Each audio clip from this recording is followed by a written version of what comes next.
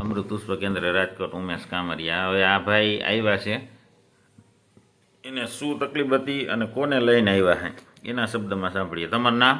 લલિતભાઈ. તમારું ગામ? માવનું ગામ. હવે તમે કોને લઈને આવ્યા? અમે અમારા ઘરનાને લઈને આવ્યા. અને અહીંયા કેવી રીતે આવ્યા? અમે તો બહુ હેરાન થઈને આવ્યા. હેરાન થઈને આવ્યા. હવે કેટલા સમયથી તકલીફ હતી? લગભગ 3 વર્ષથી હતી, પણ વર્ષદીથી તો વધારે હતી બહુ. હા હા. હવે તમને અહીંયા કોને મોકલ્યા? અમારા ગામના એ મોકલ્યા. અમારા ભાઈ થાય મામાના દીકરાએ. હા, એને શું તકલીફ હતી?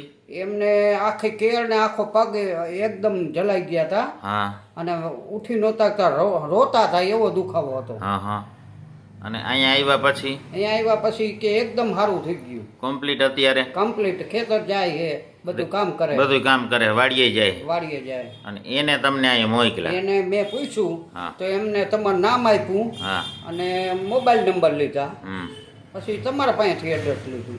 સમજાઈ ગયું. અને તમારા ઘરના ને તકલીફ છે, હાલી ન શકતા ને? ના, જરાય નહીં. સીડી ચડી શકતા? ના રે ના. આજે પહેલો દિવસ છે ને આપણે પહેલો એક્યુપ્રેશરનો? દિવસ હતી, આવ્યા અમે. તો હવે તમે એમાં ફેરફાર શું જોયો? મેં તો 70-80% ફેર ને આ તો કેમ જાણે જાદુ હોય એવો ફેરફાર જોયો. હા હા.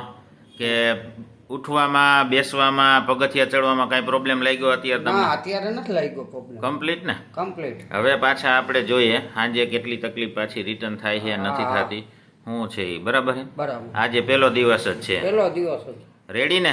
રેડી. ઠેકાણે પહોંચી ગયા એવું લાગે? હા, ઠેકાણે પહોંચ્યા. આટલા વર્ષથી લગભગ 5 વર્ષથી હેરાન થાય. 5 વર્ષથી હેરાન થાવ, હવે એવું લાગે કે ઠેકાણે પહોંચી ગયા? હા, એવું અને લાગે. વગર દવાએ પાછું? હા, હજી ત્યાં દવાએ આપણે ભગવાને કઈ કર્યું નથી. ઠેકાણે માતાજીએ પહોંચાડી દીધા એવું દેખાય. જય દ્વારકાધીશ. જય દ્વારકાધીશ.